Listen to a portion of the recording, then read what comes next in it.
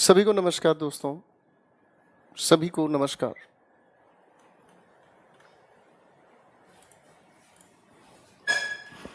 सभी को नमस्कार दोस्तों, आप सभी को एक ओंकार। मैं आप सभी के सामने काफ़ी इम्पोर्टेंट बातों पर बात करने के लिए आया हूं और काफ़ी इम्पोर्टेंट बातें इसलिए भी हैं कि किस वजह से हम आज इस मुकाम पर पहुंचे हैं कि हम एक दूसरे के खिलाफ सिर्फ कटु वचन, गलत बोलना, एक दूसरे के प्रति एक भद्दी प्रक्रिया व्यक्त करके अपने जीवन में खुश हैं।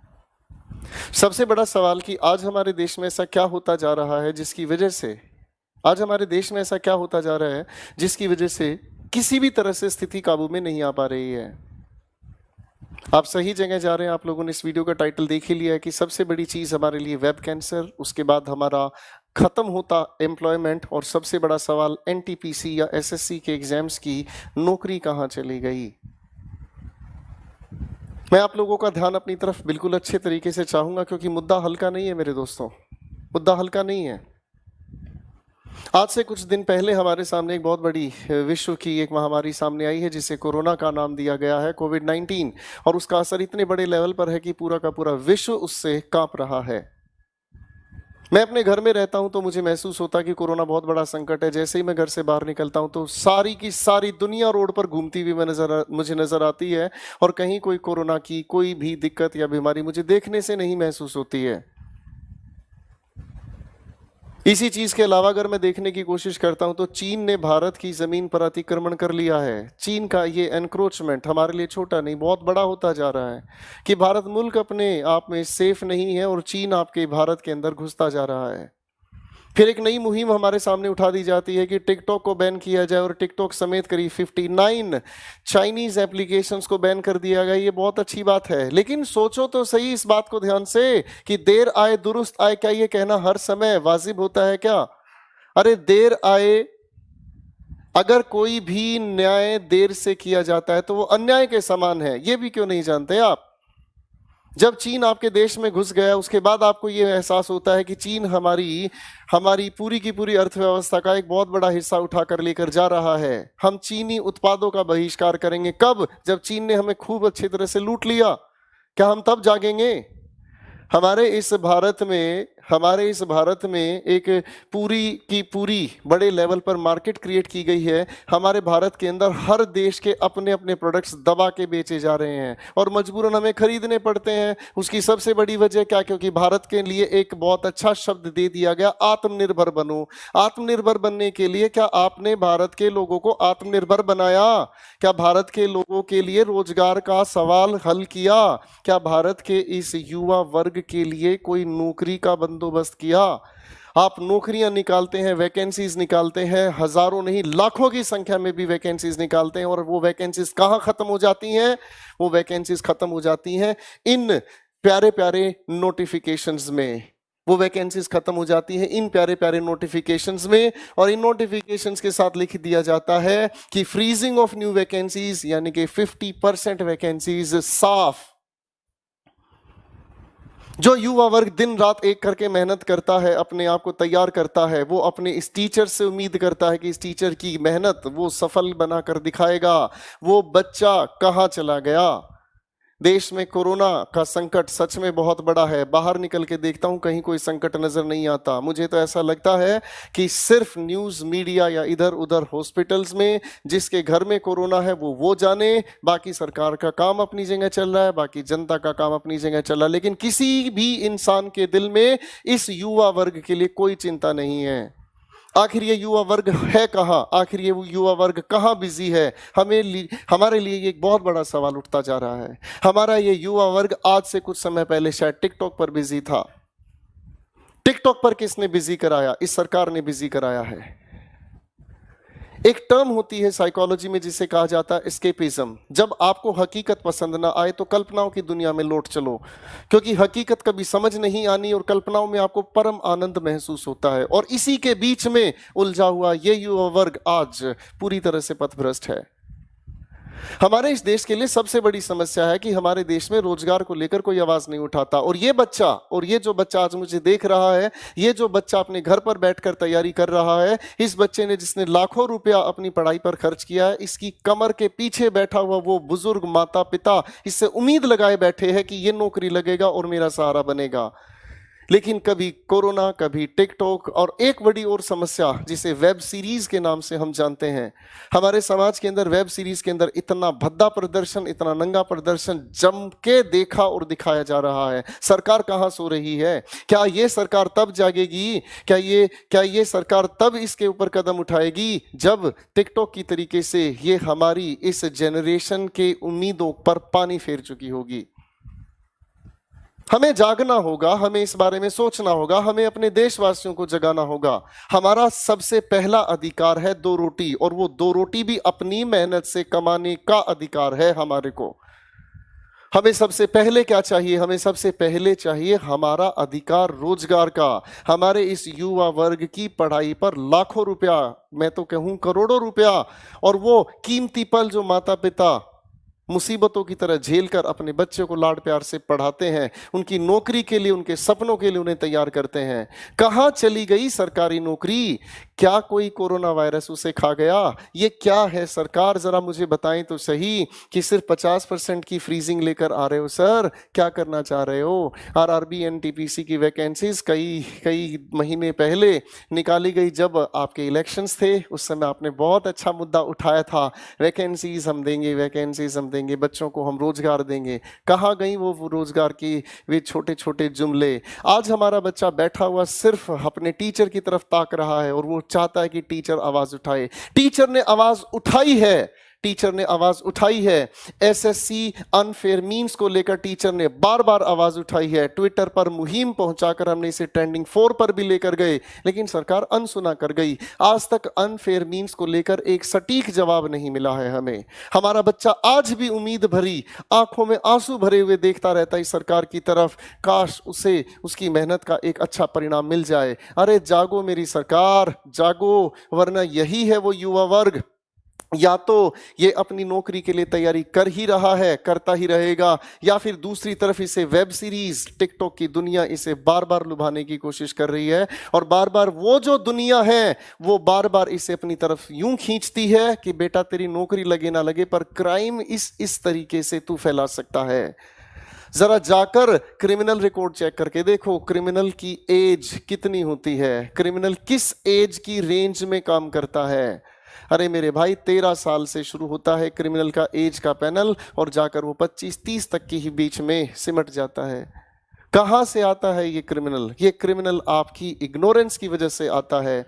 अगर देश के अंदर एक अच्छी सरकार, एक अच्छी रणनीति के साथ काम करे तो इस युवा वर्ग के अंदर छिपी हुई वो पोटेंशियल जो देश को बहुत बड़े लेवल पर विकसित बना सकती है, वो आपको पहचाननी है। मेरी सरकार, हमारा ये जो युवा वर्ग है ये भटक रहा है, और इसके भटकने का सबसे बड़ा कारण कहीं आप कोरोना को देख सकते हैं, कहीं आप किसी और वजह को दे सकते हैं, कहीं किसी ने 70 वर्ष राज किया उसको दे सकते हैं। फर्क नहीं पड़ता सर। भूखे इंसान को 2 और 2 का मतलब 4 नहीं, उसे 2 और 2 का मतलब 4 रोटी समझ आता है। इलेक्शंस के समय इतने अच्छे वायदे किए गए हैं, ये बच्चा कब जाकर अपनी नौकरी लेगा? इतनी वैकेंसीज निकाली गई थी आरआरबी एनटीपीसी की, लाखों की संख्या में वैकेंसीज थी, कहां चली गई सर वो? और आज हमें ये मिलता है हमारे बच्चों को। एसएससी यूएफएम को लेकर कितनी ही बार हम लोगों ने आवाज उठा ली, ट्विटर पर कोई ढंग से जवाब नहीं देता। हम किस तरफ जाकर बोलने की कोशिश करें? बच्चों के साथ ये अन्याय क्यों हो रहा है? क्यों नहीं बच्चा अपने टीचर को गाली गलौच दे? क्यों नहीं बच्चा अपने टीचर का अपमान करे कि टीचर शिद्दत से भले ही पढ़ाता रहे लेकिन नौकरी नहीं नजर आती है? बच्चा क्या करे? बच्चे को यही महसूस होता है कि मैंने तैयारी भी कर ली, मैंने समय भी लगा दिया, मैंने मेहनत भी कर ली, लेकिन मुझे मिला क्या? अरे मुझे मिला क्या? मुझे तो सिर्फ एक मायूसी के अलावा कुछ भी नहीं मिला इस संसार में। हमारा बच्चा हर जगह पर तैयारी, मेहनत, जी जान लड़ाने की कोशिश कर रहा है, उसे मिल क्या रहा है? मैं केंद्रीय सरकार और राज्य सरकारों से अनुरोध करना चाहूंगा, इस बच्चों की आधार पर, इनकी उम्मीदों के आधार पर कृपया अपनी सभी की सभी नौकरियों को रेगुलराइज करें। और ऐसे मजाक प्लीज हमारे बच्चों के साथ बिल्कुल ना करें। ऐसे मजाक से हमारे बच्चों के हौसले टूटते हैं, इन बच्चों के हौसले टूटते हैं। इन बच्चों के भी दिलों में बहुत सारे सपने हैं, इन्हें भी अपने परिवार के लिए, अपने घर के लिए, अपने समाज के लिए बहुत कुछ करना है। अगर ये कुछ नहीं कर पाए तो डेफिनेटली कहीं ना कहीं वेब सीरीज इनको कहीं ना कहीं प्रभावित कर रही है। हमारे समाज के अंदर आज इतने बड़े लेवल पर क्राइम हो रहे हैं, क्यों हो रहे हैं? क्योंकि ये जो वेब सीरीज है, नेटफ्लिक्स है, अमेजन प्राइम है, आप इस पर कोई भी चीज देखने की कोशिश करो, खुल के गाली गलौच है, नारी के खिलाफ खुल के शोषण दिखाया जा रहा है, अपमानजनक बातों को खुल के एंजॉय किया जा रहा है, रिश्तों की धज्जियां उड़ाई जा रही हैं। आप क्या देखने दिखाने की कोशिश कर रहे? कहां चला गई आप लोगों की वो सोच, वो समझ कि देश के अंदर एक सामाजिक सोच हो? कहां चली गई मेरी सरकार? हमारे बच्चे गुहार लगा रहे हैं, हमारे बच्चे पूछना चाहते हैं, हमारे बच्चे बार बार हमारी फेसबुक की, व्हाट्सएप की, किसी भी चीज की पोस्ट पर सबसे पहले यही कहते हैं, सर आप लोग हमारे लिए आवाज क्यों नहीं उठाते? क्यों नहीं हमारे दर्द को आप समझते? आपके नए बैच आते हैं, आप हमें पढ़ाते हैं, हम पढ़ते हैं, हम पैसा कहां से जुटाते हैं? कभी महसूस तो करके देखो हमारा दर्द। हाँ, इनका दर्द बिल्कुल सही है और इनके दर्द को मैं महसूस करता हूं। और मैं ही नहीं, हमारा पूरा टीचिंग, जो जितना भी टीचिंग और नॉन टीचिंग समाज है, सब लोग महसूस करते हैं। उस घर में जाकर देखो सर, उस घर में जाकर देखो क्या माहौल बना है। जिस घर में एक बुजुर्ग माता पिता अपने बेटे की तरफ देखते हैं कि इसकी नौकरी लग जाए तो मुझे सहारा मिल जाए, उस बुजुर्ग माँ बाप की तरफ देखो जिसकी बेटी की नौकरी लग जाए तो उसे सहारा मिल जाए। आपने क्या मजाक किया? आपने एसएससी प्रीलिम्स का रिजल्ट निकाला, 147 की आपने कट ऑफ निकाली। क्या आप सोच सकते हैं 147 कट ऑफ का मतलब क्या हुआ? आप क्या सोच के चल रहे हैं सरकार? अगर आप 1 घंटे ऑनलाइन पेपर देकर देखोगे तो आपकी आंखों से पानी उतर जाएगा। ये बच्चा दिन रात मेहनत करता है, इसके लिए फ्लेक्सिबल बने, इसके लिए नौकरी की संख्या बढ़ाएं, इसके लिए कट ऑफ लीनियंट रखें। मेरी बात समझिएगा, कहीं ऐसा ना करें कि हमारे यहाँ पर इतनी बड़ी संख्या में बच्चा हताश हो जाए, निराश हो जाए और वो कलम को छोड़कर तलवार उठा ले। हमारे बच्चे हैं, मासूम हैं, इन्हीं के आधार पर हमारा जीवन चल रहा है, इन्हीं के आधार पर मेरे घर में भी रोटी चल रही है और इन्हीं के आधार पर आने वाले समय में आपको फोर्स भी मिलेगी, आपको आने वाले समय में बहुत अच्छे अच्छे पोस्ट के ऑफिसर्स भी मिलेंगे। क्यों इन्हें दरकिनार किया जाता है? क्यों इनकी आवाज को दबाया जाता है? क्यों इनकी आवाज के साथ ऐसा मजाक कर दिया जाता है? क्यों इतनी ऊंची कट ऑफ निकाल दी जाती है 147 की? बच्चा मेहनत कर कर, उसे पता है कि पिछली बार की कट ऑफ कितनी गई, 137 समथिंग। उस बच्चे को ये महसूस होता है कि इतनी कट ऑफ के आसपास ही होगा। आप सीधा 10 नंबर का गैप रख रहे हो, ये बच्चा कहां जाएगा? सरकार सोचकर तो बताए। कहीं कोरोना के इस आडंबर में हम इतने ज्यादा तो बिजी नहीं हो गए हैं कि हम लोगों को अपना करियर, अपना फ्यूचर कहीं दिखाई नहीं देता। कहीं ऐसा तो नहीं है कि इन बच्चों की इच्छाओं के खिलाफ भी इनके पेरेंट्स आज आवाज उठाने के लिए मजबूर हो गए हैं कि बच्चे की इच्छा है कि वो तैयारी करे, वो नौकरी लगे, लेकिन पेरेंट्स मजबूर हो गए, इनकी इच्छाएं नहीं सुनते हैं और अपनी सामाजिक जिम्मेदारियों को पूरा करते हुए आगे बढ़ रहे हैं।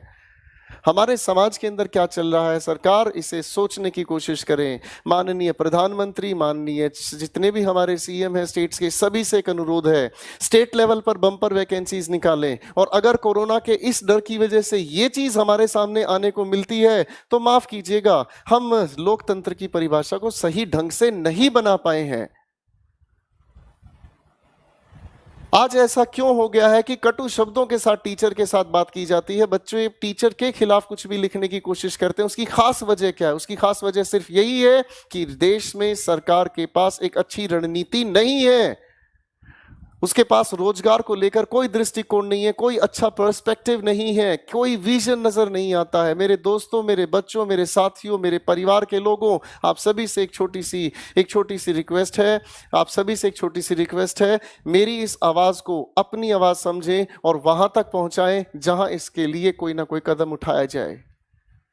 ये वेब कैंसर मैं फिर से बता देता हूं क्यों ये टर्म मैंने आपको दी है।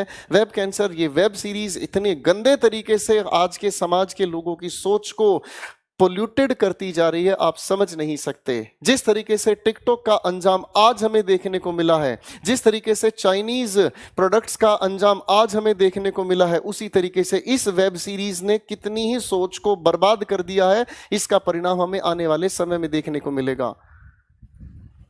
ये अभद्रता जो आ रही है समाज में कि कोई भी इंसान किसी दूसरे की इज्जत खुलकर उड़ा देता है, माफ कीजिएगा मेरे दोस्तों, ये समाज हमारा नहीं है। हमारा समाज, हम भारतवर्ष के लोग किस चीज के लिए जाने जाते थे? हमारे यहाँ संस्कार होते हैं, हमारे यहाँ परंपरा होती है, हमारे यहाँ शिक्षा को सबसे ऊंचा दर्जा दिया जाता है और कहा जाता है गुरु गोविंद दोऊ खड़े। अरे गुरु का काम ही खत्म हो गया। जब हमारी सरकार अच्छी पॉलिसीज ही नहीं बना रही तो गुरु को सबसे पहले जलालत देखने को मिलती है। सरकार, आप सभी से अनुरोध है, जो भी मेरी आवाज आगे तक पहुंच जाए, उतना ही मेरे इन बच्चों के लिए मेहनत, इन बच्चों के लिए सेवा, इन बच्चों के लिए नौकरी, इनके घर में रोजगार मिलना चाहिए।